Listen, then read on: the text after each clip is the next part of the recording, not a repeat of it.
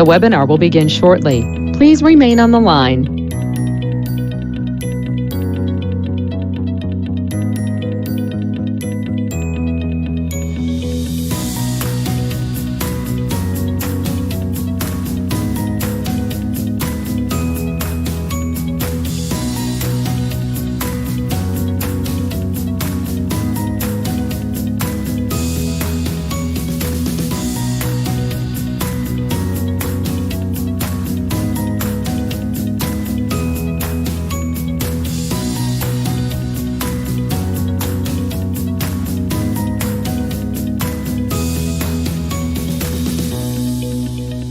The webinar will begin shortly. Please remain on the line.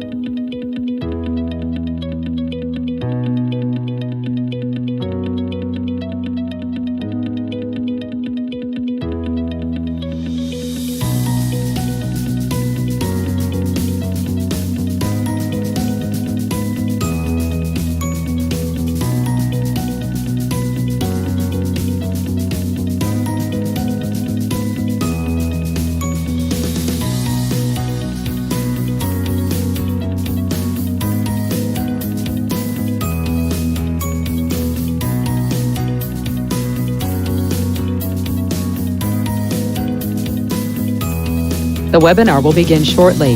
Please remain on the line.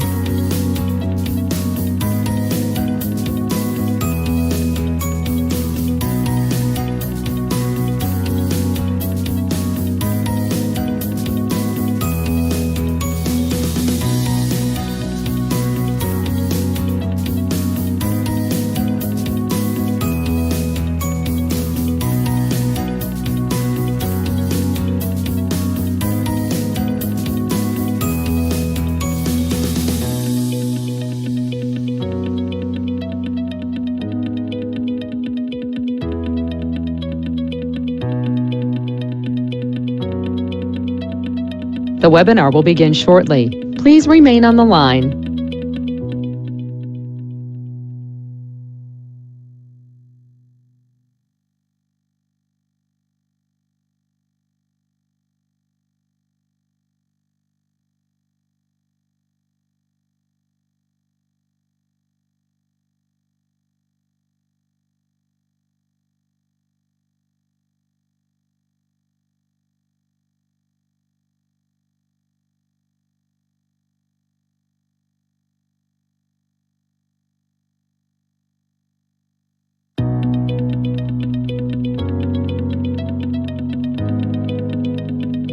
The webinar will begin shortly. Please remain on the line.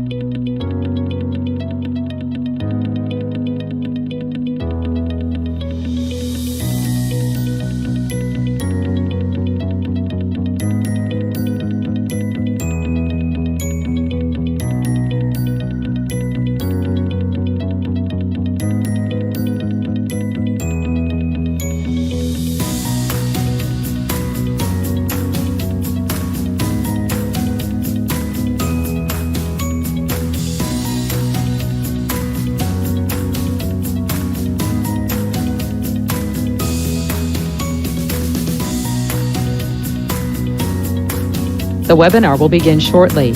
Please remain on the line.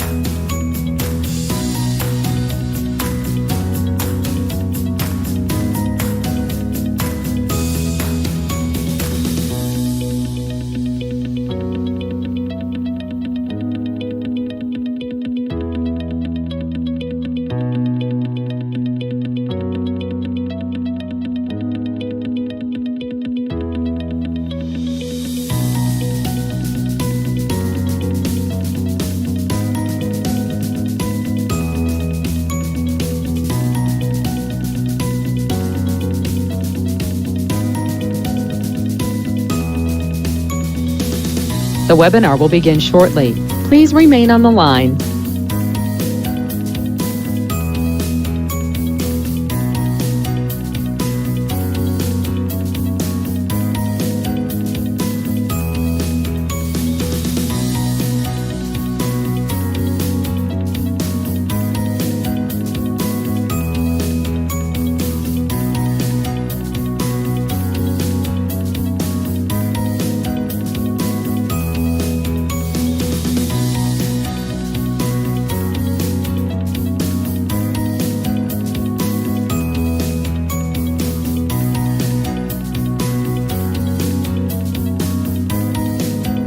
The webinar will begin shortly. Please remain on the line.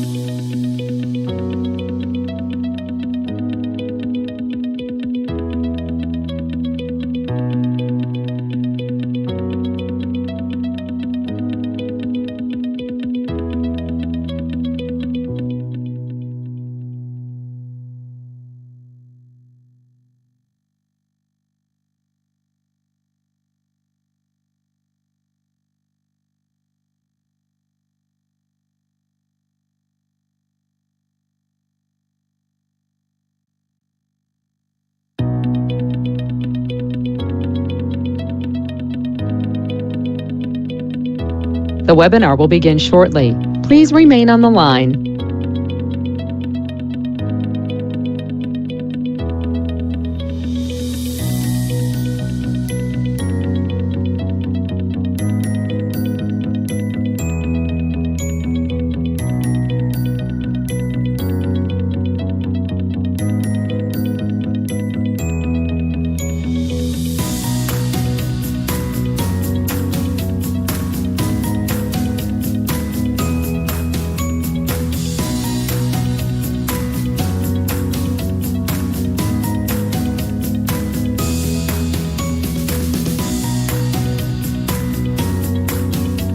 The webinar will begin shortly. Please remain on the line.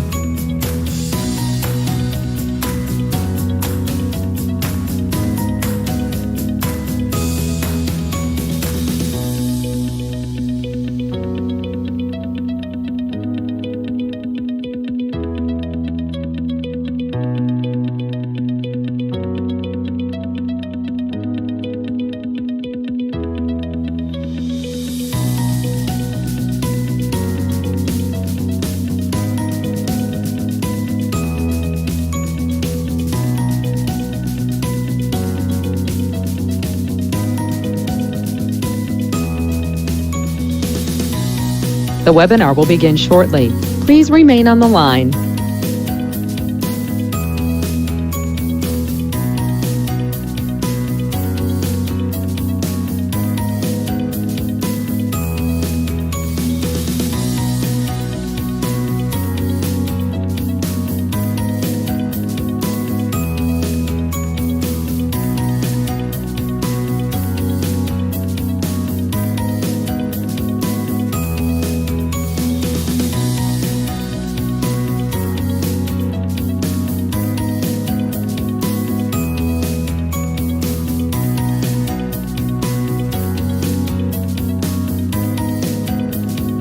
The webinar will begin shortly.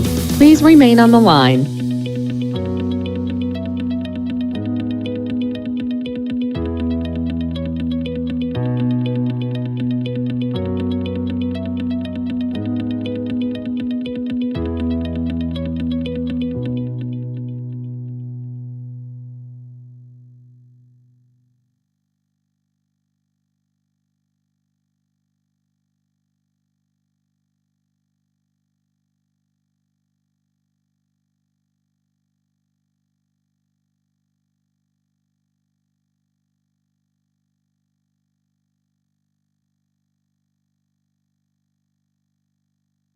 The webinar will begin shortly. Please remain on the line.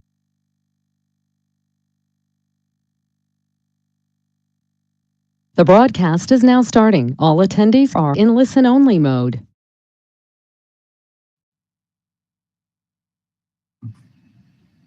Sveiki! Šodienas pasākums ir diskusija par kiberapstākļiem kara situācijā, kara laikā.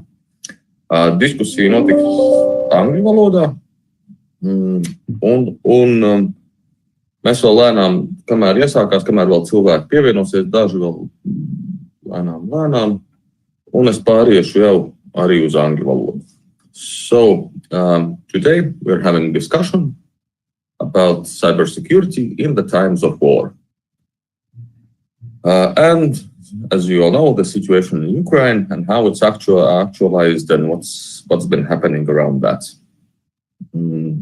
Today we are 4 people. We have myself, Egils Rupenheits, and three of our panelists, Ieva Ilvesa, Baiba Kaškina, and Robert Lipovsky. Ieva is the advisor to the President of Latvia for Information and Digital Policy. She has worked a lot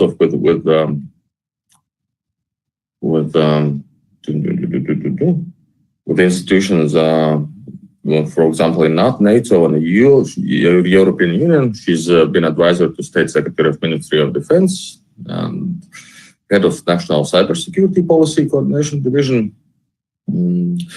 Ieva, maybe you have something to add that you want to note as well. Well, I obviously have been around in government for a while. I used to work a lot in foreign policy and security policy in particular. And then last decade, so to say, have focused more on digital. I had that pleasure to start actually on cybersecurity, my journey in this realm. And I'm very grateful to CERT colleagues who are here, including Baiba, who did like a quick training for absolute beginner in the field. And then since then on, kind of have stayed around digital and cybersecurity. Basically two sides: to advance digital policy, to advance digital developments, but also to be very responsible and secure. And to add, I also worked on NATO Stratcom Center that was established in Riga back then at the same time as we developed cybersecurity strategy. So another sort of third dimension, trying to keep and follow with what's going on in information space, which has quite developed since then, in terms due to technology and social media and platforms, etc. So yes, that's sort of my portfolio. Thanks for inviting. Yeah. Okay. So we have as well Baiba Kaškina. She is general manager of CERT.LV, and it's Latvian national government of CSIRT. Well, do you have, Baiba, something to add about yourself? Yes. Thank you for introduction and inviting. I've been leading Latvian CERT since 2006. I established the first team in Latvia, which was back then the academic network, and its academic network CERT, and it has grown into national and governmental team CERT.LV, which is now responsible for cybersecurity for most of the country. There are a few other teams, but we are by far the biggest. And this is a very challenging time for us, obviously. Thank you. Okay, and we have Robert as well. He is the principal threat intelligence researcher for ESET, with 15 years of experience in cybersecurity and broad spectrum of expertise, I would say, like that. So, Robert, do you have something to add about yourself? Yeah, sure. Hello, everyone. So yeah, I lead a team of researchers at ESET, and we do research in the exact meaning of the word. So it's our job to understand what the attackers are up to, how they are developing the threats, how they are innovating, so that we can stay a step ahead of them. We go really in depth to understand how and why they operate, so what new tactics they are developing. And this covers all types of threats. So, and we'll certainly be talking about that during today's discussion. But one of the major areas that we look into is APTs, so nation-state types of attacks, which are typically considered the more sophisticated ones, but also e-crime, so crime where in light of these other types of attacks, this is not going anywhere. So cyber criminals still want to make money. So this is something that we also look into. And we also do like really technical vulnerability research as well. So as you mentioned, the humans are quite often the weakest links, but also attackers also find technical means to circumvent various prevention mechanisms, find bugs in various codes. So that's what our vulnerability research is about, and we do coordinated responsible disclosures and all of that stuff. So yeah, it's going to be an interesting discussion. Thank you for having me. Okay, so I think we can move into discussion slowly, in a sense. So now with the Ukraine situation, and as we know, historically it's been going for a while. And I know, Robert, you had quite extensive research about this, or knowledge about this, about the last period, last 8 years of situation in Ukraine, and it has become more and more actual, and these cyber attacks have gone hand in hand together with you can say physical world. Yeah. So do you have a overview of how it's progressed in Ukraine specifically? Yeah, exactly. So cyber is another domain in the conflict. So that's a fact. I guess the particular thing about cyber attacks is that they happen not only during war times, so we also see them during peace times, obviously, but during war times we have seen that they have amplified greatly. So and that applies both to the events that happened since February 24th, but also dating back to the past 8 years since 2014, and so we've seen a considerable increase in attacks in Ukraine since the beginning of 2014, which corresponds with the beginning of the war in Donbass and the annexation of Crimea, and even before that, like till the end of 2013. So as a lead up to those events, so we have been seeing a significant increase in cyber attacks against high-value institutions, high-value targets in the country. So these were public sector, government, military, diplomatic, you name it, all types of organizations, but also private sector as well. But could you say that it's shifted from the private sector to the governmental sector and government institutions, or it's been proportion is the same and it's just increased in the numbers? So we have seen both. We have seen both types of verticals being targeted throughout the time. Typically, I would say that with private organizations, it's more of interest to cyber criminals who are trying to make money, whereas government targets are typically the targets of nation-state APTs, but of course, typically doesn't mean that it's exclusively that. So we also see examples of APT attackers, nation-state APT attackers targeting private sector as well in order to cripple the economy. A good example of that was the NotPetya incident, of course, which needs no introduction. So that crippled virtually all of the businesses, or the majority of businesses in the country, and also spread beyond the borders of Ukraine. So wasn't limited only in Ukraine, but also spread worldwide. So we see both types of organizations, both private and public, being targeted, and it also has to do with the type of motivation that the attackers are after. So we're seeing two different types of goals that they are trying to achieve. The first goal would be, or the first category of goals would be espionage. So harvesting credentials and basically stealing sensitive information from the targets.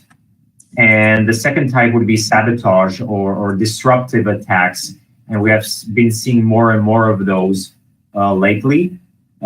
These two motivations are not mutually exclusive, so we quite often see them in combination. So an attack could start off as being a more covert type of attack, where the attacker would try to be inside of an organization's network, harvesting credentials, moving laterally across the network, and then at one point in time they could, let's say, get the command to perform a more visible disruptive attack. So back to your question, whether we are seeing a sort of evolution since the Russian invasion in February. We have seen an increase both in numbers as well as an increase in aggressiveness. So we have seen an unprecedented amount of of disruptive attacks. So that's quite uncommon in comparison to what we have been seeing in the past. Okay, maybe I think Baiba, you can jump in on this. Do we see in Latvia as well this increase in numbers? And Ieva, if you have something to say, just jump in as well. So let's have it like a free-form discussion. Thank you. Well, I can just agree with Robert's observations regarding the increase of attacks against the public sector and critical infrastructure, and increase of attacks that are not obviously commercially motivated. We still have in the background commercial attacks like phishing, like some fraud schemes against end users, but those are and those haven't changed significantly, I would say, during the last months. But the attack surface and not attack surface, but attack profiling and intensity against the public sector. Scanning for vulnerabilities against critical infrastructure, also particularly looking at some SCADA devices, etc., all that has been increasing significantly already since January this year, and since the war broke out, we have seen a lot of activity in Latvian networks. The majority of that, of course, was just the higher level of background noise. We are used to some level of background noise, but since February, this level of noise is much higher, and of course it has created panic to those that are protecting their systems. And at the beginning of the war, we had to deal with basically assuring people that there is nothing very specific that they have to do right now, that they just have to continue protecting and defending their systems as they've been doing so far. That this is no revolution. We just have to stand firm and continue. But security is a proactive thing, and you have to defend beforehand. You can say like that. You always have to think ahead, and after precedent, it's already too late. It's of course, that's correct. But I mean, when these high activity times start, it's not the moment when you can start reinventing your security policy or start thinking about buying a new firewall. To be there in place. Yeah. Exactly, that's what I was thinking. So all in all, one more thing maybe or two things to pour in is that we have seen successful attacks, and this is one of the topics we always discussed with our constituency, that we have to be ready. There will be successful attacks, but we have to have adequate reaction. We have to quickly understand what is happening, quickly stop them, have all the data we need to investigate, etc., etc. So this is one element where which has increased our workload significantly, and also we are learning by learning and teaching others on how to react in the situation of much more intense attacks. And the other part is, of course, these sabotage events that Robert also mentioned, which can be in the form of DDoS, which we are in fact experiencing today, but our DDoS protection systems are working and there is almost no impact. And the other part of the sabotage, of course, is more painful. This is some crypto viruses or even vipers. Luckily, we haven't had any serious instance of those. But of course, if something like that happens, then backups are the only reasonable way out of that situation. So there is a lot of activity, and the scene is really interesting at the moment, I would say. Yeah, it's not boring. Absolutely. That's all. Ieva, what do you think about the current security policies? Maybe is something being changed because of the situation, or added to security policies, or what is the? Is it enough in your opinion, or should it be changed, or what's it? Can you chime in on this?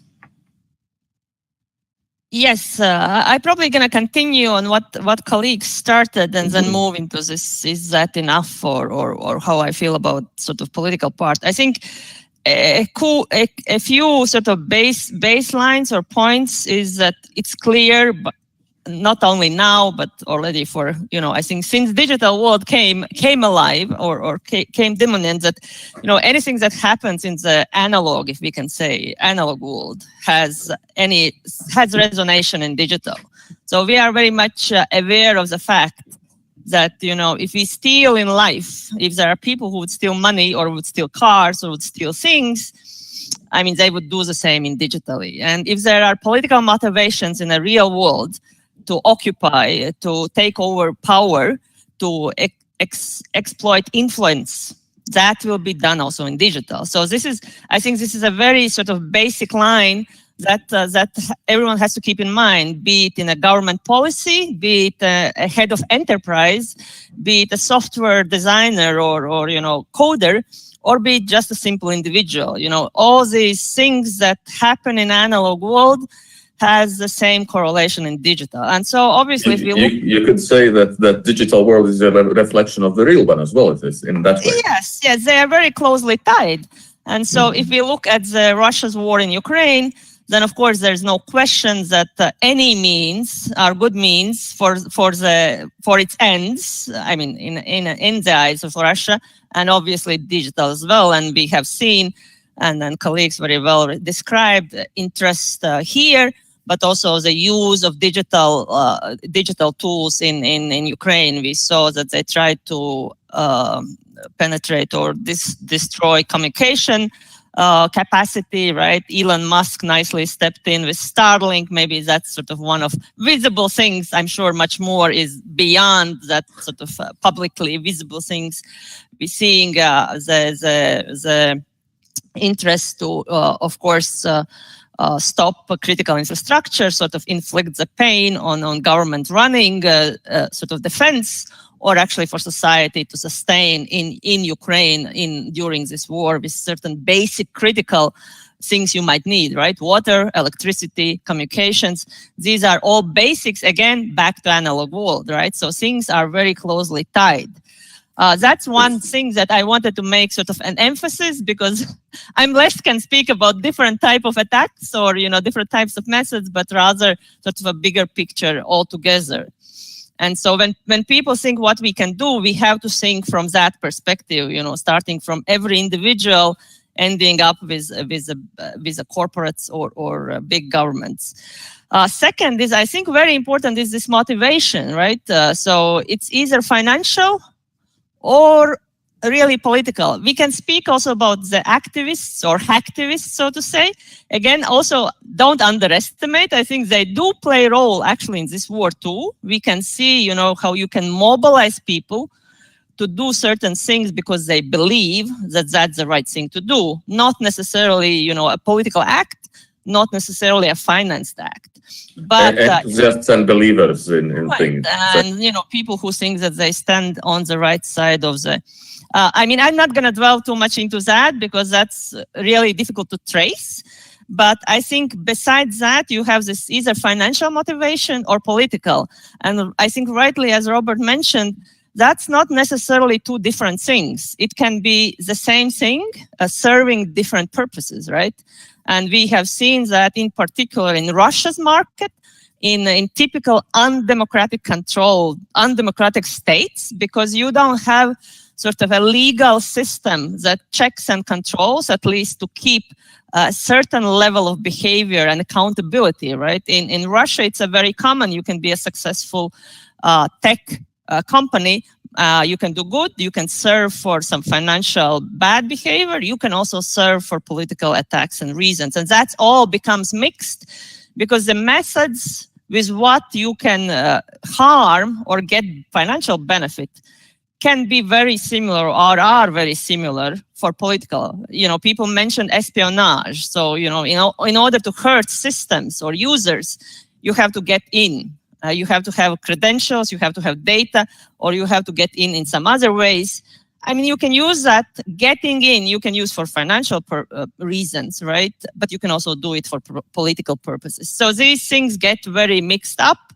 And I think they kind of, if you think from the bad side, from bad guys' perspective, it's complementary, you know, it complements each other's motivation. So that's what I would sort of in a broader description of what's, you know, how Ukraine's war reflects in digital, then it's a very direct. And of course, when you think, when you ask about Latvia and what I think of Latvia, I think we had no illusion what's in where we are geographically situated. We had no illusions who are our neighbors. We had no illusions what political will and interests or, you know, purposes they might have. And therefore, I would say that we had been always aware, and of course now we hear a lot in political domain saying, we told you so, you know, we knew that Russia will be aggressive, we knew that Russia will, you know, not keep its limits and not behave. But we also, you know, did, I should say, you know, also with Baiba, and I'm really relying on our CERT and other colleagues, professionals, that we've been investing to our best, also in digital, you know, with that assumption, with that understanding that we are living next to an aggressive state. So can we do more? I'm sure we can do more. If I'm asked what can we do more, I probably would start with the human resources. I mean, it's really my favorite topic for last 2 years in a very multiple dimensions. I think digitally skilled people are, you know, utmost priority for our country or for other countries, and not only for business, for protection. But you're talking about the specialists who work with this, or you're talking about the... Honestly, I talk about everything. And of society course... Society as well needs to get better at knowing it's technology. It's a very segmented program. It's a different approach. And it starts basically with kids in school, because we do have to segment those. But the key task is get people to be skilled. Those who just consume news or consume products, be a little bit more aware that there are sort of threats or risks, and then ending up with those who build and actually, you know, we know that the startup world for long time, the key goal was to scale, you know, the quickest possible, the cheapest way to scale and go big. And, you know, we lacking this professional security focus, and that we need to build in not only to scale, but develop and design sort of reliable and responsible services and products where security is a part of it, philosophically and technically. Yeah. I think I threw a lot in here. I'm sure we can take this sort of in details, whichever direction you feel sort of to discuss in depth, but I think that kind of that describes the whole sort of system for myself. Second, if you ask what can be done, I think there's a really big boost, for example, in the EU to invest in digital development, and I think it should become almost like a mandatory rule that like 15 or 20% of any digital investment has to be dedicated to security. You know, one or another way. You almost like, you know, you book into your project investment, you know, I don't know, accountant, you know, overhead, different security has to be part at the beginning, not at the end, once you put something up and then you start to think whether that's secure and how that can be adjusted. So yeah, if we compare to physical world as well, if you have a warehouse, you probably first thing you're going to think about is locking that warehouse, you know. True. So, but that's sort of a bigger topic. I mean, I'm maybe deviating from very sort of also Ukraine. What I'm taking out of what you're saying is that people are the cause of it and people are the solution of it, in a sense. Yeah, I think we used to think too much that this is sort of standalone technology somewhere, you know, it's like those softs or hardware that we buy and that it's either secure or it's not secure. I think it's a human factor is tremendous in that, both for those who put it up and both for those who use it. Yeah, regular computer does what it's been told to do. It doesn't do stuff on his own. Yeah, that's all. Okay, Robert, maybe you can go little bit into what APT groups have been more active in this time, and what kind of maybe targeting ways or has some vectors of getting the foot into the door changed in some way? Yeah, so there are many different groups that we are tracking that have been active in Ukraine in the past 8 years that I mentioned. Some more known than others. I will just point out a couple of examples. I would say the most active group is what we are tracking as Gamma Redon. Also goes by the alias, I think CERT.LV tracks them as Armageddon.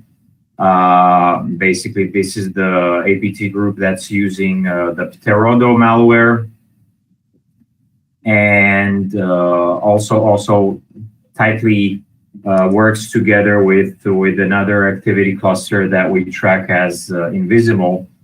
So especially the campaigns using the Pterodo malware have been the most numerous in the past 1 or 2 years ago. So this is definitely the most active group that has been targeting Ukraine. There are many others, but the second example that I will point out is the one that hasn't been the most numerous, but I would say that the one has been the most infamous because of the types of attacks that they have been carrying out, and that group is Sandworm. This group has a number of high visibility attacks under its belt.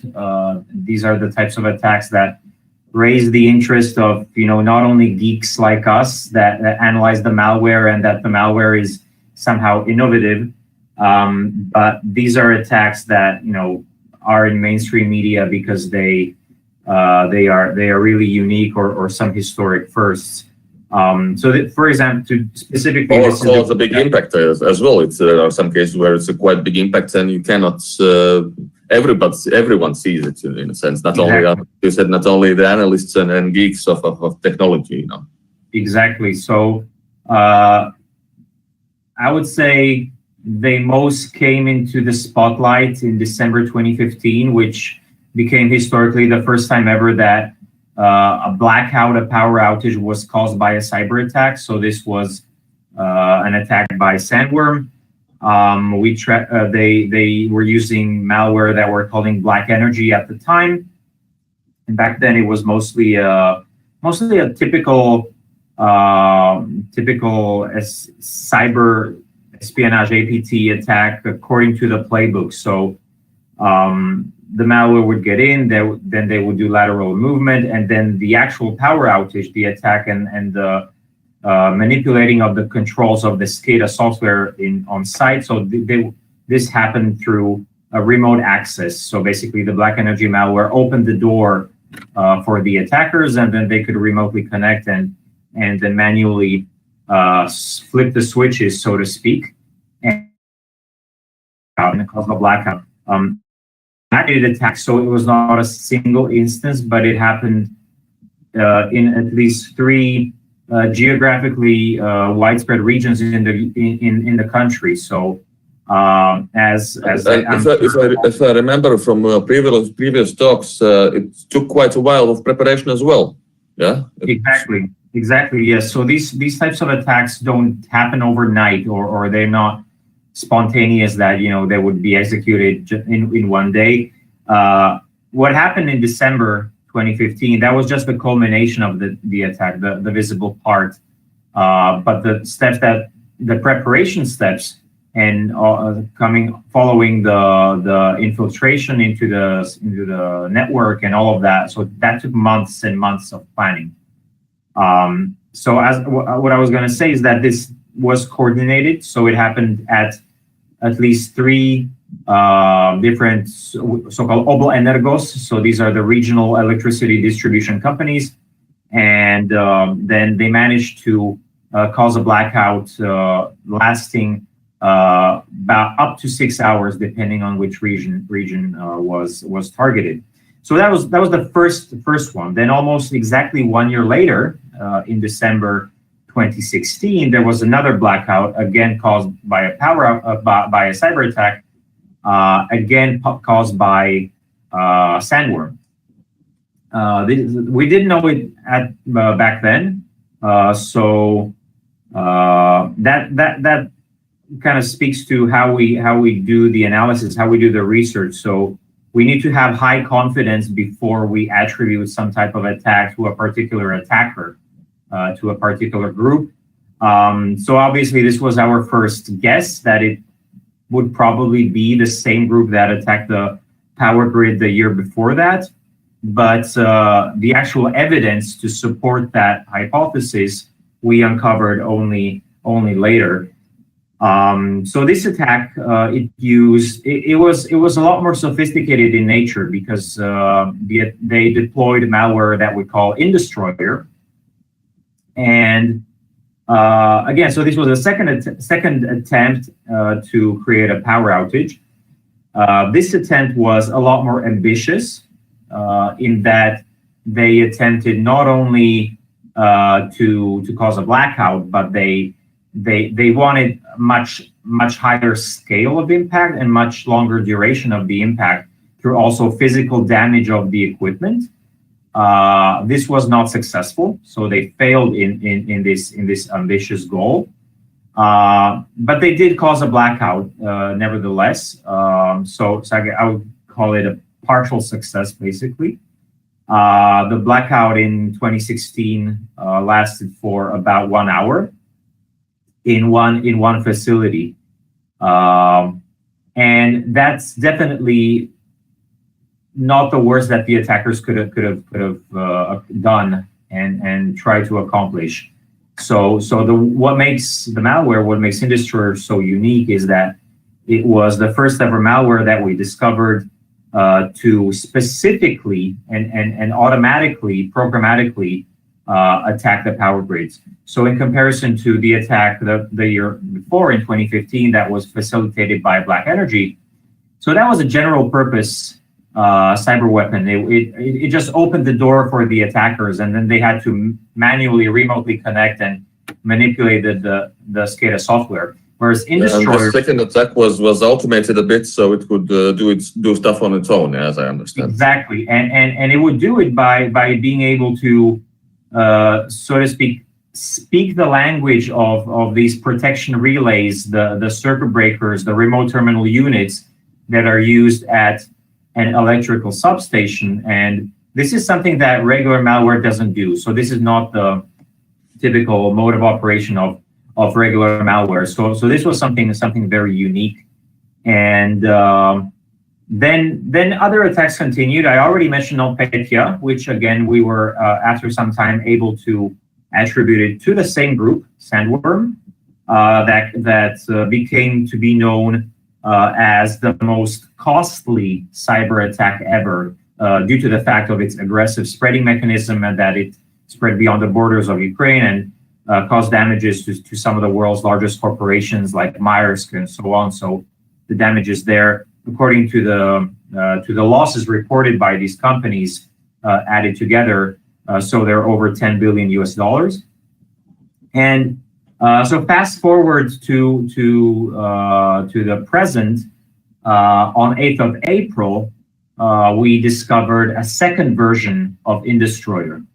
So this was again, a third attempt to cause a blackout in Ukraine, this time with the ongoing war happening. The good news is that it failed to accomplish even what Indestroyer 1 accomplished, so that's good news. So there wasn't a power outage. The attack was mitigated quickly, thanks in part to our cooperation and the very good job of the incident responders, both at the electrical facility that was targeted, as well as CERT.LV. So they did a tremendous job, and they also had past experience and were well prepared for these attacks from the past. So all in all, these are just some of the examples that we are seeing. Of course, that's just scratching the surface. And there are many, many more that we don't have time to get into, I guess. But these are just some of the most noteworthy that I would say. Mm-hmm. Well, we received our first question from the audience as well. So maybe let's turn to that and then continue to the rest of the discussion. And the question, I'm not sure to whom it would go better, maybe Ieva or Baiba. The question goes like this. Hello, considering that NATO's Secretary General said that serious cyber attack could trigger Article 5, what is your opinion on how seriousness of cyber attack should be evaluated? Should the cyber attack be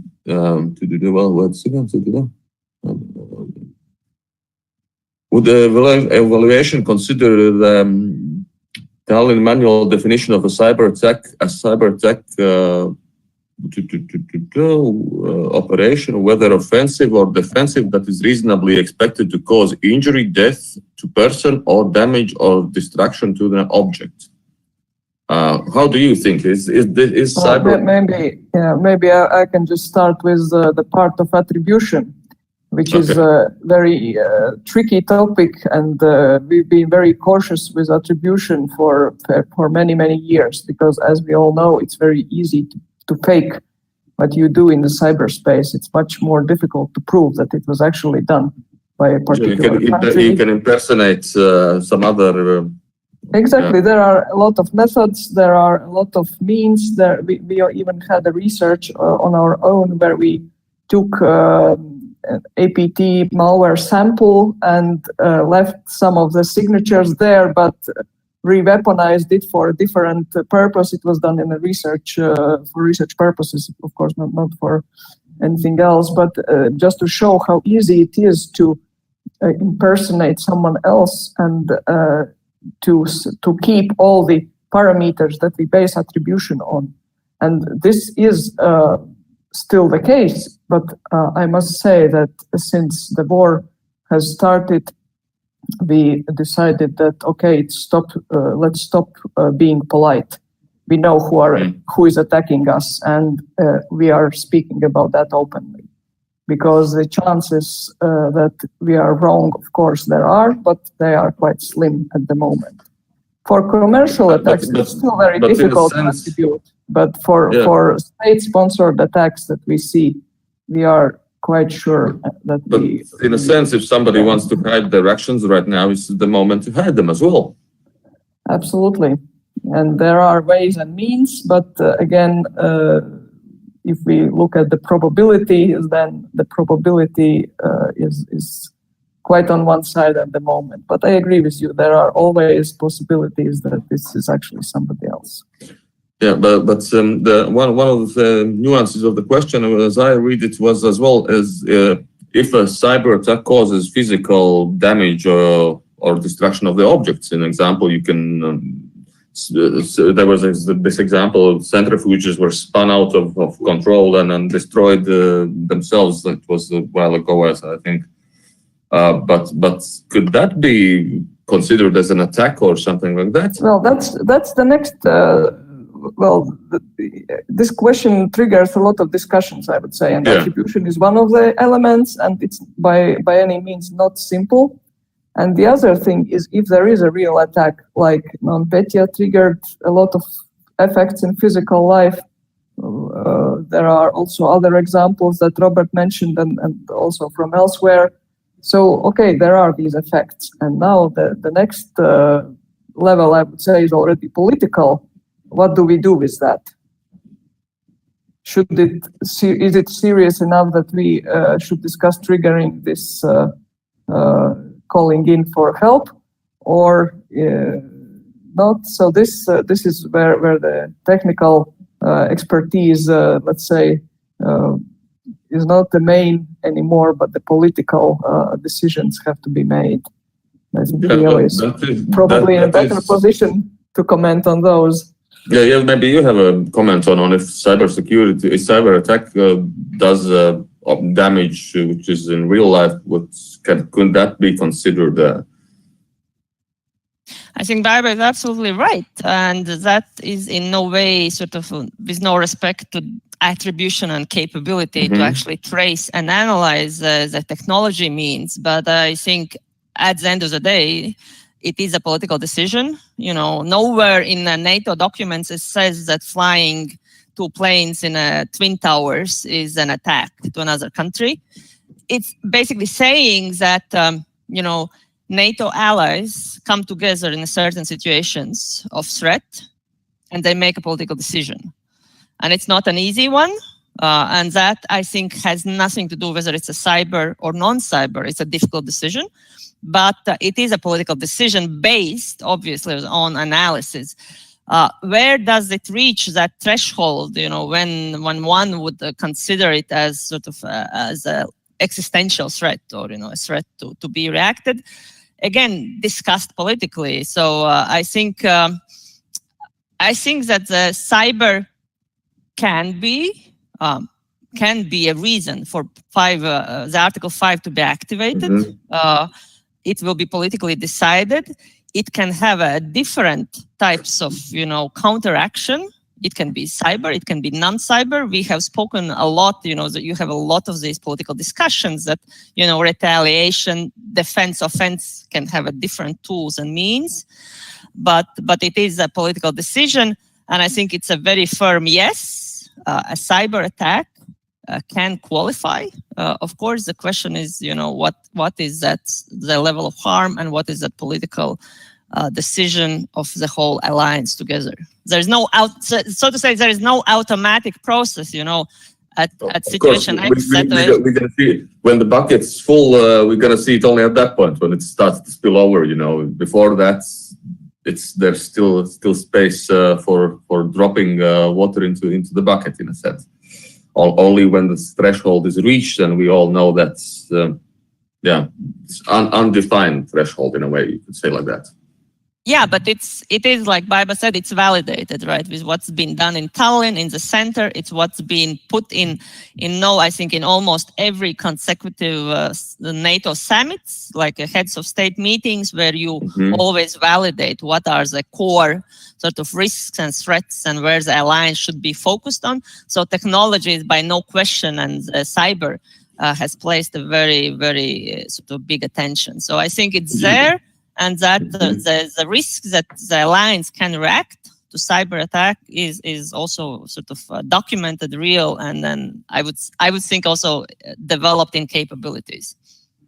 Okay. Well, that's another, I think, element is the capabilities that everyone is very shy to talk about, but at the same time we know that the capabilities exist and they must, because we cannot pretend that we will never be able to do anything offensive if needed. And I think NCSC UK has NCSC UK has let's say stepped over this. One of the first ones saying that they do develop this capability and they want to be able to cyberspace. I also sort of, I think also, you know, when we think in the current context, when we speak about boosting up the regional defense and security, there will be Madrid summit. The foreign minister spoke today saying that, and Minister of Defense has speaking up about that Baltic states, this region next to Russia has to be sort of made stronger. There's a lot of technology dimension in that. It's not only about boots on ground, it's actually also developing technological and other skills. Not everything of that is sort of public information, not maybe widely discussed, but that element is there, speaking of capabilities, right? So we are talking not only about boots on ground or military equipment, but also about technology capabilities. Yeah, and technology capabilities develop very fast nowadays, you know that. We have one more question, which is more for Baiba. Are there any active groups in Latvia that are trying to disrupt some malicious Russian activity in Latvia or even fighting for Ukraine? Well, this is nothing we are coordinating or are involved, and this is, as we all know, on the border of legal, illegal, and we are strongly advising against using resources to getting involved in these conflicts. So officially organized, there is nothing like that? No, absolutely not. Okay. Of course, people can choose to do some activities on their own, and this, from the moral standpoint, this conflict, of course, seems maybe the right thing to do for many, but we always try to remind that this is still, when you cross the line, this is still something that is against the law. So have to keep in mind that as well, yeah. Yes, that should not be forgotten in any circumstances. Of course, it is a different question if you ask if we are capable of defending our critical infrastructure or our state infrastructure, and there the answer, of course, is different. We do have resources and capabilities. There are also the civil guards, cyber unit around. They have capabilities, and they are a military formation that can be involved for operations that might happen, or etc. So it doesn't mean that we don't have knowledge or resources. It just means that we have to stay within the law. We have to think about our actions, that they are legal. Then that would be talking about the individual, not to go over the line as an individual, in a sense. Absolutely. Yeah. Okay, we have a couple of more questions. One is, I think, this was more to Robert, but this was, I think, already answered. What are the main motivations for hackers, and have they now changed compared to older attacks? But as espionage and sabotage was mentioned in the beginning, and it has shifted a bit more to sabotage than espionage in a sense. Can you agree to that, Robert? Yes. There has been. It doesn't mean that the other motivation has gone away, but definitely the disruptive attacks are more numerous and more visible, and that's the other part of it. I mean, part of doing these types of wiper or ransomware or even attempts at power outage attacks, one is disruption, and the other one is signaling to the enemy that we are here, we are causing damage. So signaling is another part of this motivation. In a way, putting pressure on yeah, not letting to ease up. Okay. But I agree with that, because with the situation in Ukraine, at the war times, the destruction is, I think, more in the heads of oppressor, I would say, than some other stuff. Espionage, destroy, not to learn, not to. Okay. We have a question as well about what do you think that increased education would prevent future attacks, and do we mean that not only government institutions but all as civilians as well are responsible for Latvian cybersecurity? I will start, and then you can come in as well with things about this. About the civilians, I strongly believe that each person, each individual can be in a way used to get something. The question is, how interesting is this individual? If the individual works in an institution of government, the individual can be interesting in a way if you get access to this individual. As we know, we usually use our private phones everywhere, even in the workspace and doing work stuff, and the ease of access, the comforts of living makes the security smaller. You can say like that. It makes vulnerabilities when you the human side of it. And what do you think of individual responsibility of making stronger IT of the whole country. Is it a responsibility for an individual as well? Well, absolutely. It's like I don't know. We are responsible. Each one of us is responsible for not lighting up a fire. Mm-hmm. And there are, of course, firefighters and people who have more responsibility for their buildings or institutions. But each one of us we are taught not to light up a fire in the forest or in the field or in the house, not to destroy things. And it's the same way we are responsible for our cybersecurity. Of course, within our remits for our resources that we use or that we are responsible for, but it is really the job of everyone, because no one from above will be able to keep you secure if you are not doing anything yourself. This is something that we really have to understand. This is not something that can be done centrally, that there is this magic switch, we switch it on and everyone is secure. This is not going to happen, unfortunately. Yeah, and to achieve that, people have to understand better technologies and usage of it, and to learn. And this is not easy. This is painful. I absolutely understand that. Yeah. Well, yeah. No one can come to your home and lock your door just for your sake. Yeah, you have to do it on your own, in a sense. Yeah. Go ahead. No, I just wanted to emphasize the same what Baiba said,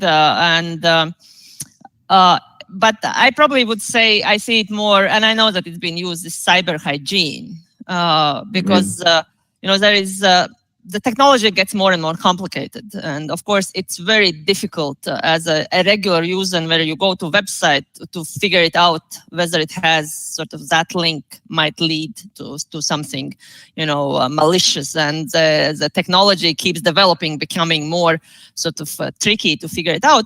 So with that to say that I think it's also a huge dimension where to invest and where to develop solutions that actually help individual hygiene. That's a huge market, but that market starts from educating and understanding that this is important. These typical hygiene things and typical rituals that we use in different other lives that we have to have in regards of our cell phones or in regards of our computers, that we have these antivirus programs, that we have to use all kind of two-step authentications and others. It comes from the general education and awareness, and then it leads to market products, and then it also leads to responsibilities of those who provide services and those products, that they carry some obligation to ensure and be responsible for either your data or for other security standards. I just wanted to add that you made a really good point on the fact that security needs to be done in a user-friendly manner as well. So, a lot of, and this goes both for individuals as well as companies, that there's sort of a balance between user-friendliness or ease of use and security. Whether it's securing your bank account or whether it's a CISO in charge of security policies, the company needs to be secure, but still employees need to get their jobs done. So it's then the responsibility of us defenders and developers of security software to make them easy to use and not get in the way. Yeah, but in a way, there's a phrase going around for years and years that's completely secure system is completely unusable, in a sense. That's as more secure it gets, it's more complicated for use, it's more inconvenient in a sense, and it's always a trade-off. I don't agree. I kind of agree, but disagree at the same time. I think it's where you put emphasis, because if you have this apocalyptic approach, then you really have to unplug. But then again, even if you have that approach, look at Iran. That centrifuge was totally unplugged thing. So if there is a will, there is a way. And that's why I'm more like in the cybersecurity thinking of risk management. let's be fair. I mean, you cross the street and you know that you can be hit by car, right? In a sense, if you go completely abstract nuts. So, you take precautions, right? You have a certain rituals, right? You have also regulations, obviously. I mean, it's a whole segment. You have education, how to behave on street. I mean, so these things come together. So I don't really like this apocalyptic approach that, it's all or nothing.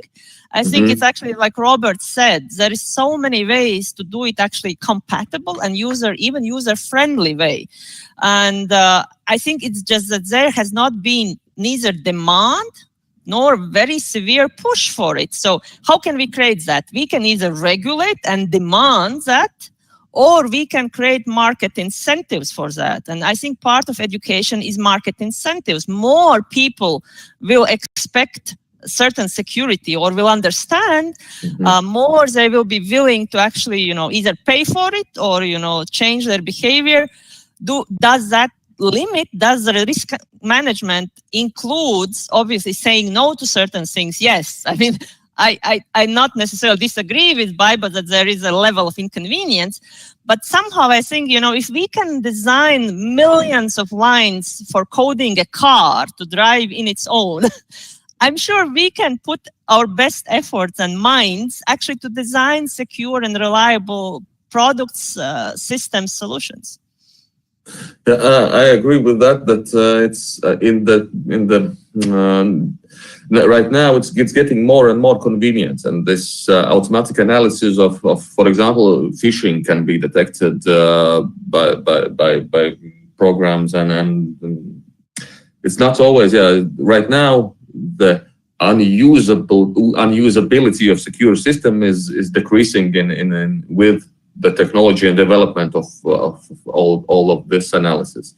But we had this discussion with one of my friends a while ago, and we talked about, yes, a completely secure system is completely unusable, and we came to this conclusion. Yeah, then you unplug the computer and put it in the corner. But even then, it's not secure because a brick can fall onto it. You can. There's always some risks, and it's always a risk assessment, a risk management situation. I agree with that. So what else? About educating people. Do you believe that it is a question of changes of generations, in a sense that right? Do you see the hygiene of security, IT security, of social network hygiene increase in next generations, and the young ones who have been brought up with technology, who knows technology by hand and with closed eyes? Do you see the increase in that, or doesn't that play a role at all?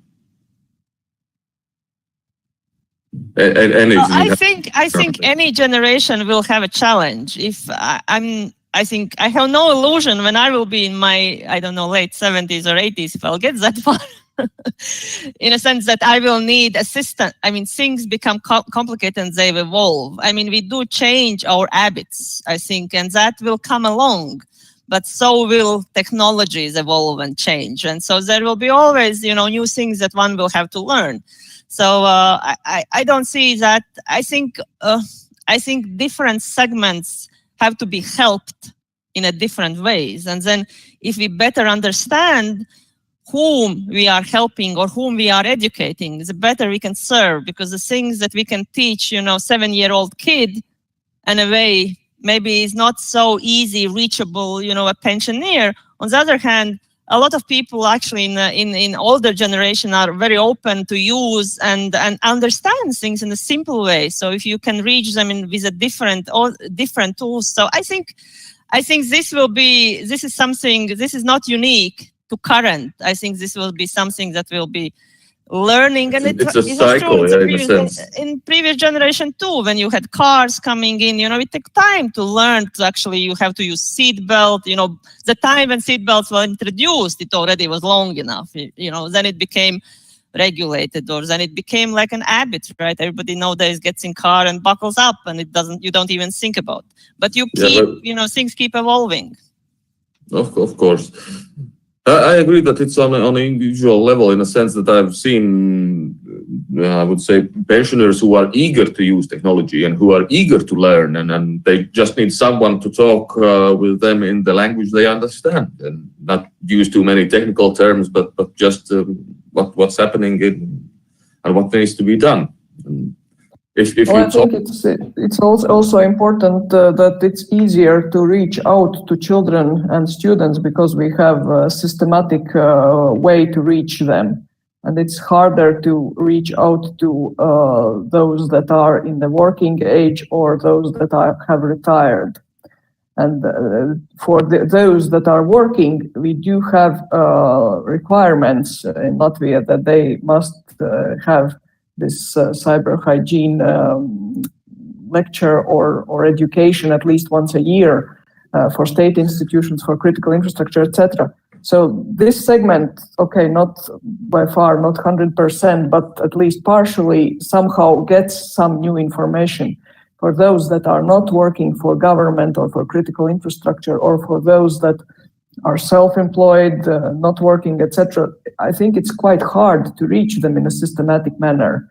That's why this generation question actually might come in, that there are better hopes for those that are going through school or university. But otherwise, I agree that person can be taught in any age, but at the same time, there are also young people that just will not listen.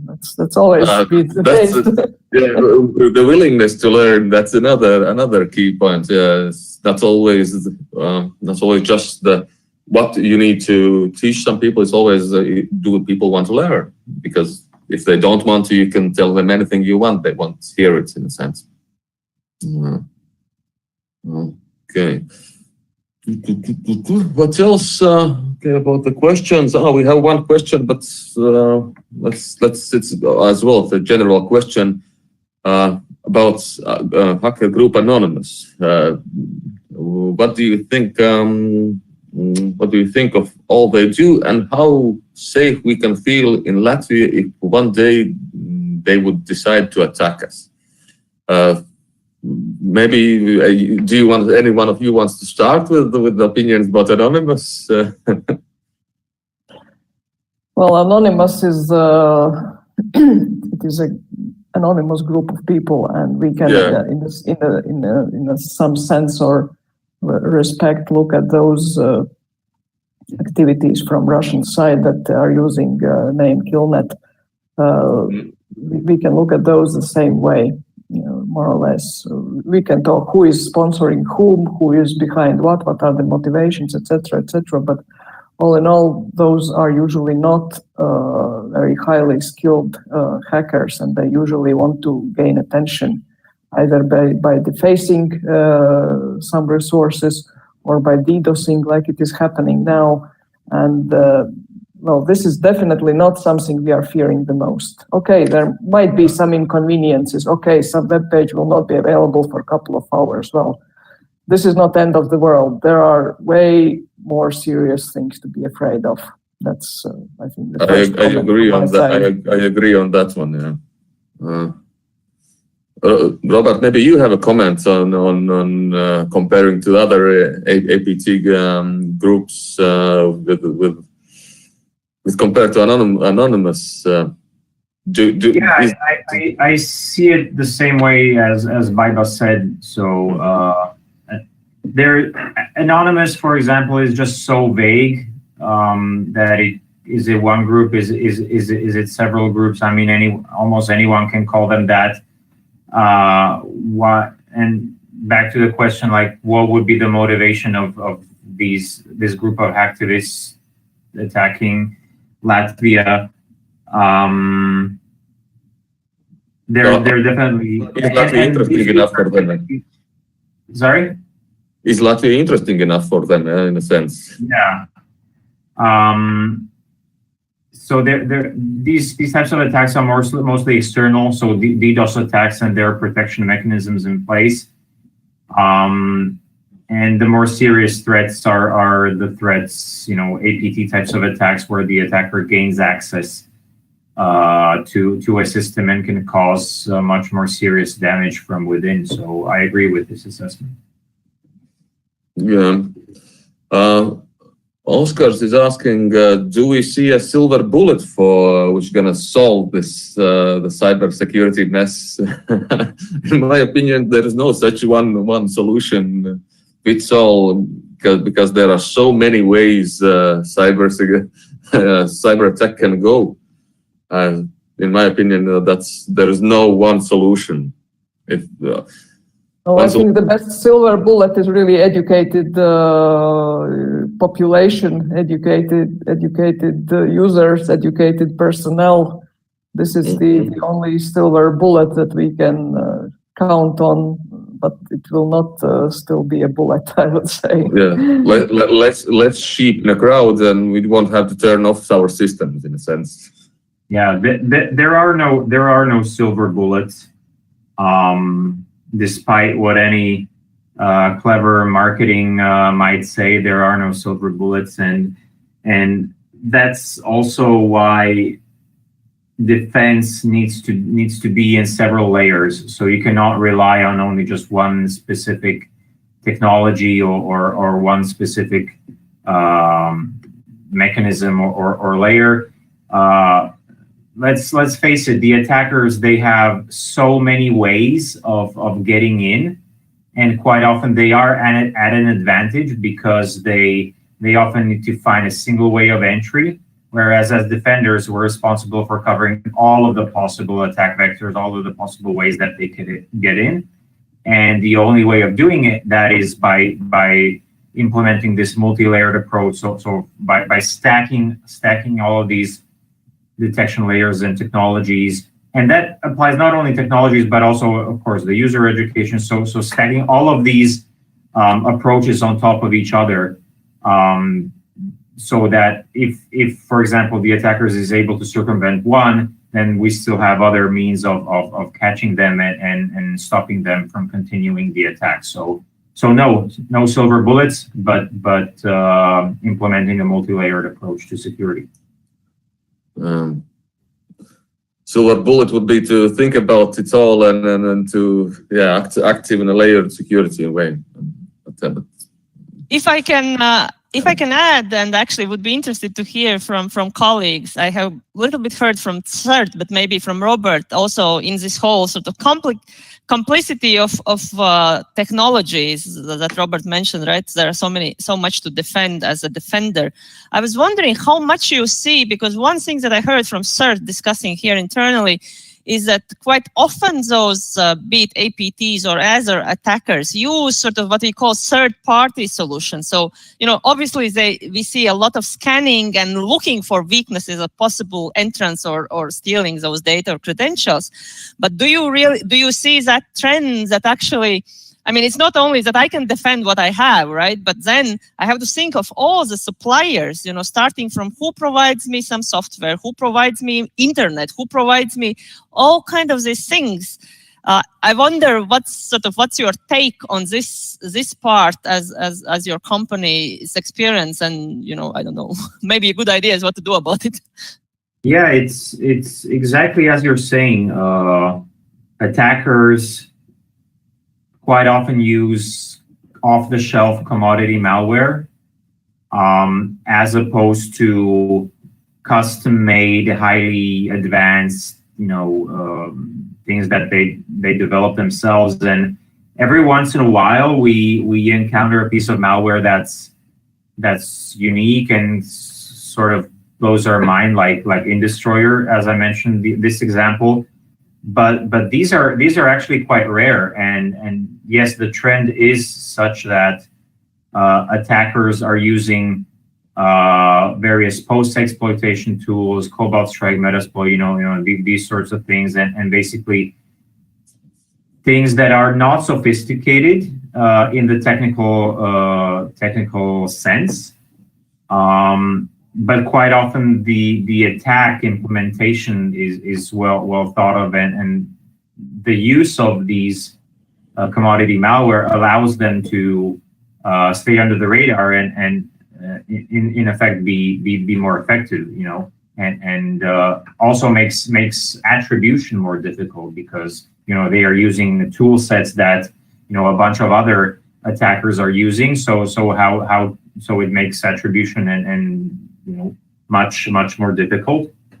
So yeah, this is definitely something that we are seeing, and the reaction is that we have to improve our visibility and not relying on you know, just fingerprinting the actions of, you know, known attackers, but expanding visibility and employing, you know, technologies such as, you know, EDR, XDR solutions that basically give institutions, whether it's, you know, private or government or enterprise, better visibility of what's going on in their network, and also the ability to spot even such attacks that, you know, are using, you know, might not be using even malware in the strict sense of the word, but they're using, you know, various scripts, various things that might be legitimate in some cases, but they are just abused by the attackers. So there has to be a different approach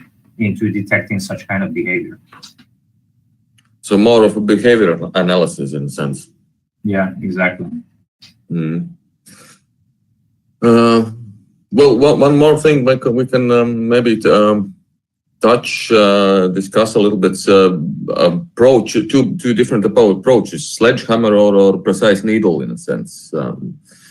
Maybe Robert, you can say which is more devastating results, which brings more devastating results: sledgehammer or this precision attack? But in terms of what, from the attacker's perspective or defense, or? Well, let's look from the defense. While I'm asking you a question, I'm already thinking that it's discussable, answer, and it could be looked both ways. But what's your opinion on this? Or do you see tendency maybe in increase in precision attacks opposite to the sledgehammer or ways of going? So we see both. I mean, the APT, the nation-state APT actors are quite often very targeted. So they pick their targets, and so that's the precision approach, because they have specific goals in mind. Whereas the cyber criminals the attacks are mostly untargeted, or just if they're targeted, they're not targeting a specific individual, but they're maybe targeting a specific region. But let's just say that they are untargeted, they're mass spreading, and that they quite often go after the low-hanging fruit.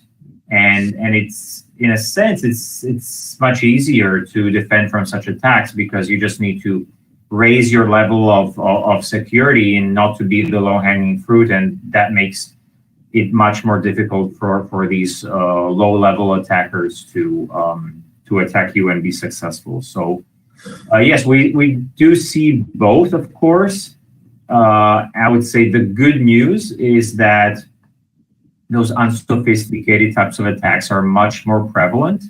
So we speak a lot about the advanced attacks. I mean, because it's the types of attacks that makes the news, but those are much less frequent than the really dumb ones that affect, you know, that are a potential harm to regular users, and these are pretty easy to defend. You know, just make sure you have basic computer hygiene in place, not be the low-hanging fruit, and you have already dramatically increased your security. Yeah, the bad guys are learning as well, and in the beginning they are doing simple attacks in a sense. With this securing your own and not being low-hanging fruits, I see the increase in private sector as well in Latvia, that more and more people are thinking about security on their private computers. They're installing antiviruses, security softwares, which a couple of years ago, at least, I think that the belief was that, oh no, it's going to be okay, and not much is needed. And first was Microsoft operating systems, which started to, we need something. Then Macintosh, there was a point that no, we are safe, we don't need anything. But now, as we know, that there's as well some bad things happening, and Linux, as well as we know, every computer can be given a command to do something. That something can be either good or bad. We have one more question coming in and about the cloud. Isn't cloud supposed to be provided by highly skilled professionals caring about cybersecurity? And so all cyber threats comes addressed in the package. I would like to start with addressing this because, in a sense, any cloud as a service, there's a functionality for every system, and you need to understand the difference between legitimate action and illegitimate action. In a sense, if you have a file server, you have files. If you log into the file server, authenticate with your user and delete the file, that's a legitimate action. And how can you distinguish that with some bad application doing that? In a sense, you could do this by second authentication factor or multiple in a sense. But to consider that cloud will be secure, I think it's a bit foolish. I think. What are your opinions on cloud and security of services in a sense? But maybe you have noticed something in Latvian in way of using cloud services and security when going to use cloud services. Well, this is definitely not again a simple question with a simple answer. And using cloud means that you first of all shift some of the responsibility that on the other scenario you have yourself. Now you shift it to the cloud provider. So the question is, how do you ensure that the requirements are met? And for that we have agreements usually in place to define who is responsible for what, etc., etc. And for many usages, of course, cloud is easier way. So that people don't have to maintain the infrastructure themselves. They can have less effort devoted to administration of the core systems, etc., etc. But at the same time, it doesn't mean that cloud will solve all your problems. You still have to look after your software. Exactly. Your problems will be in different environment, and you have to be ready and able to work with that environment. You have to understand how it works. You have to look for other maybe security focuses. You have to ensure encryption of your backups, encryption of their communication, etc., etc. So this is again not a silver bullet. It's an offer which will solve part of your problems, but not all of them. That's I would say that this is a distribution of responsibilities, and in that sense, absolutely, and on shoulders and puts on some service providers' shoulders in a sense. And if you ask about the incidents, then yes, of course, we have seen incidents that are related to systems that are kept in the cloud environment. And unfortunately, we have seen a situation where people thought that this is solving all my problems. I'm firing my system administrator because I don't need one anymore. Everything is there. They do everything for me. And now when we come back and say, well, this is hacked, they say, how is that possible? And what do we do now? Well, we say, now you have to ask your system administrator to investigate. We don't have one anymore. I don't have anymore, yeah. Well, so I unfortunately, the way how people see that and see it wrongly. But that maybe is just not wanting to have responsibilities in a sense. Maybe it's like that. I always believe that local infrastructure can be better defended than a cloud one in a sense because you have more control over it. You can unplug the cable. If you know how to do it, if you have the human resources and competence to do it properly. Yeah. That's exactly the point. I mean, theoretically, yes. But honestly, for the majority of users, they don't have the ability to, have better security than a reputable cloud provider. So yes, they can be hacked, of course. So it's not black and white, and it's complicated, as Baiba said. I will add, and I probably have been indoctrinated slightly because I spent 3.5 years in Silicon Valley myself, and with some of the researchers at Stanford University, and they really do say, given, I don't remember, and colleagues might know here better, whether it was 1,000 or 600, security experts that work on Google's cloud, and so does on Amazon. I mean, the outstanding resource, the intellectual resource that they put in to ensure that security on the clouds is incomparable.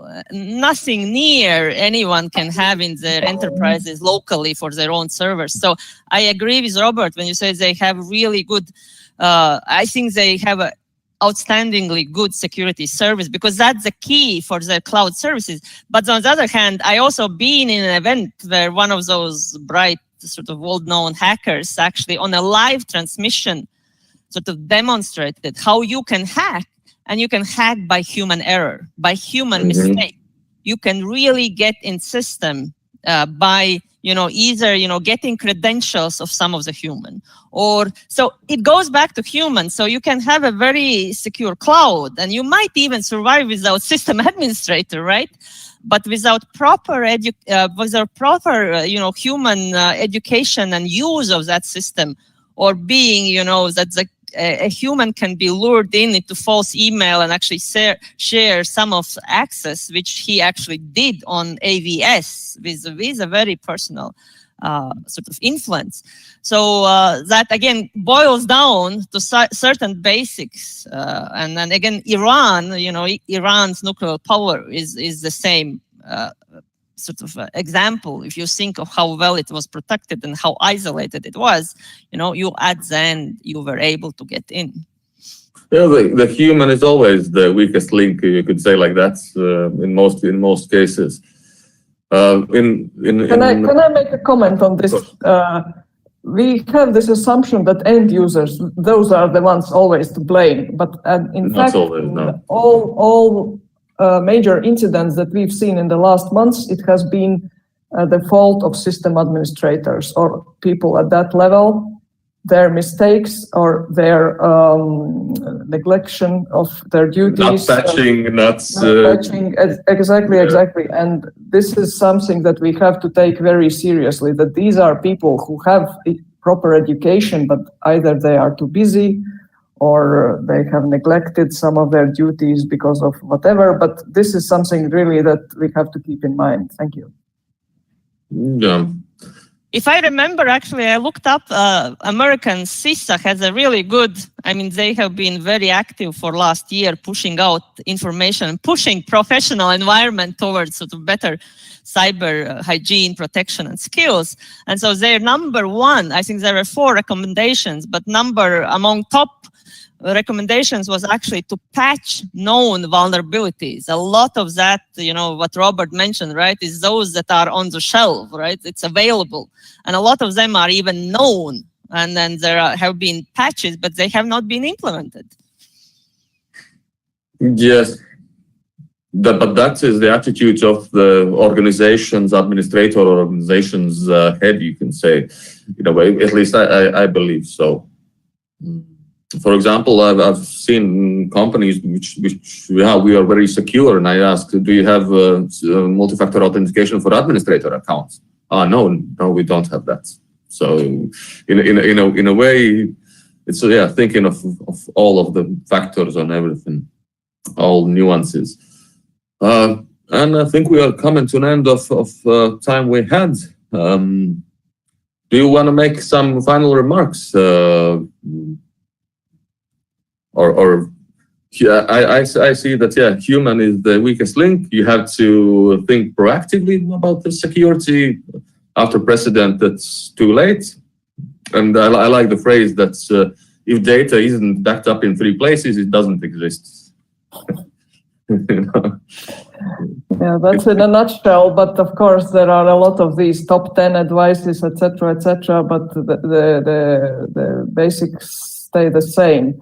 And maybe just to wrap up from my side, again, I think we are experiencing very intense and interesting times in cyberspace, and we have to be conscious and aware that there are and there will be attacks, and also successful attacks. And we have to live with that. We have to accept this thought. We shouldn't judge anyone who falls a victim of attack too much, because it can happen to any organization. The really difference is that we have to be able to react adequately. We must have reliable backups, as you say, in 3 places preferably, etc., etc. So we have to be able to cope with these challenges. And this is also my, let's say, ending words for everyone to accept that this is a challenging period for cyber community, not only in Latvia, of course, everywhere around, but particularly in Eastern Europe. And we have to be more careful than before. We have to be more suspicious than before. And we just have to live on, but with this thought in mind that things are happening next to us and around us. One thing, that internet has no borders. Yeah, it's a globally thing. We have to think it global. Yeah, maybe you have some finishing words or. Mm-hmm.